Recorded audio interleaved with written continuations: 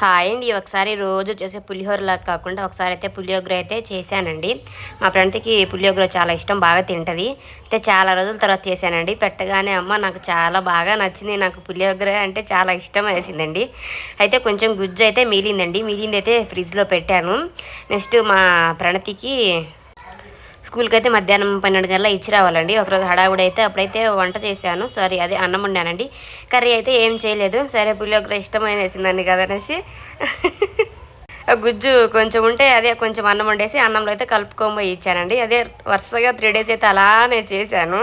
అయితే మూడో రోజు వచ్చేసి అమ్మ నాకు పులిహోర వద్దు, నాకెందుకు పెట్టినావు 3 రోజులు అనిందండి. మా హస్బెండ్ ముందే చెప్పాడు, నువ్వు ఏదన్నా నచ్చిందంటే ఓకే నచ్చిందని, కానీ నాకు చాలా ఇష్టం బాగా ఇష్టపడి చెప్ప మాకు, మీ అమ్మ రోజు అదే చేసి పెడుతుంది అన్నాడండి. అంటే వంటలు బాగుంటాయని, అంటే మా ఫ్రెండ్కి నచ్చిన వంటలు అయితే ఇంకా నేను రోజు అదే ఎక్కువ చేసి పెడతానని వాళ్ళ అర్థం అండి. వంటలు అయితే చాలా బాగా చేస్తాను. వీడియో నచ్చితే subscribe, take care, by by.